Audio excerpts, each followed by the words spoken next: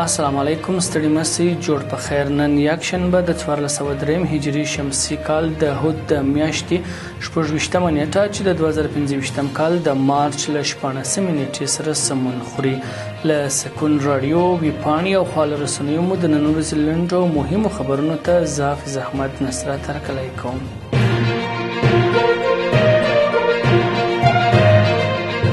په میدان وردګو ولایت کې د بسکوټو جوړولو 2 کارخونو په فعالیت پیل وکړ. د صنعت او سوداګرۍ ریاست مسؤلین وایي چې دغه فابریکې د سرپرست حکومت له بشپړ ملاتړ څخه برخمن دي او د ولایت د اقتصادي پراختیا لپاره مهم ګام بلل کیږي.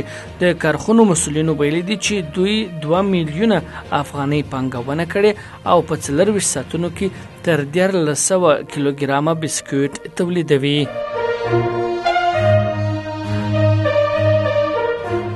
بغلان کې ټرافیکي پیښه کې 2 تنه مړه شوي دي. د بغلان د امنیه قومندانۍ مسؤلین وایي چې دغه ولایت په دوشي ولسوالۍ کې د یوې ټرافیکي پیښې له امله 2 کسانو خپل ژوند له لاسه ورکړی دی.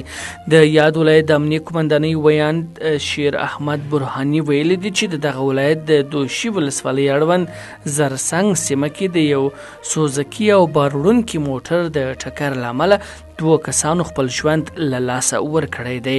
نوموړي د پیښې لامل د موټر چلونکي بې احتیاطي ښودلې ده.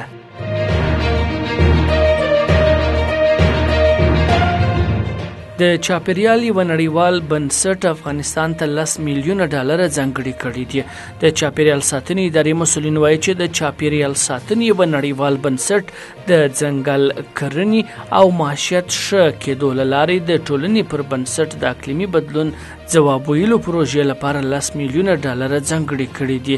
د چاپیریال ساتنې ملي ادارې د اقلیمي بدلون رئیس روح الله امین وایي چې دغه بودیجه د نړیوال چاپیریال اسانتیاو لخوا د کم پرمختللو هیوادونو صندوق شورا ناسته کې تصویب شوې ده. امین زیاته کړې ده دغه پروژه به په 5 کلونو کې د کونړ او بدخشان ولایتونو کې پلي شي چې موخه د اقلیمي بدلون پر وړاندې ځنګل کرنې پیاوړتیا او احاطي ټولنو معیشت ښه کېدل دي.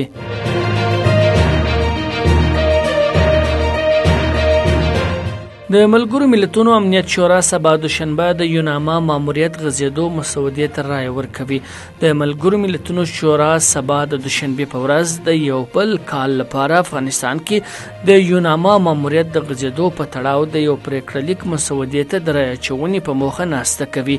امنیت شورا ویلي دي چې دغه مسوده د بشري حقونو په ځانګړي ډول د ښځو او نجونو د حقونو د افغانستان د اقتصادي او بشري وضعیت ترهګرۍ د نشهیي توکو قاچاق او د کورنیو بې ځایه سوو د وضعیت په ګډون د یوناما په دندو او لومړیتوبونو کې له بدلون پرته چمتو شوې ده.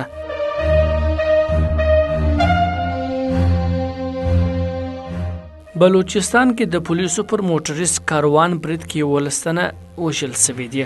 د بلوچستان ایالت په نوشکی ولسوالۍ کې یو بریدګر له چاودیدونکو توکو ډک موټر د پاکستانی پوځیانو پر کاروان ور برابر کړی چې د چاودنې په پایله کې 11 تنه وژل شوي او 21 نور ټپیان دي. د پاکستانی رسنیو د راپور له مخې د پاکستانی پوځیانو دغه کاروان چې پکې 2 ترانسپورتي بسونه او 2 موټرې شامل وي له کوټې څخه د بلوچستان تفتان سیمې ته پر لاره وه. په پیښه کې د وژل شوو او ټپیانو د هویت په تړاو څه نه دي ویل شوي، خو زیاته شوې چې ټپیان یو سیمه ییز روغتون ته لیږدول شوي دي. د بلوڅو ازادي غوښتونکو پوځ د دغه برید مسؤلیت منلی او ادعا کړې ده چې د دوی د مجید لیوا یو بریدګر دغه برید کړی دی.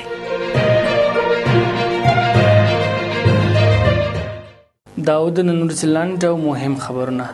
تر بیا د الله په امان.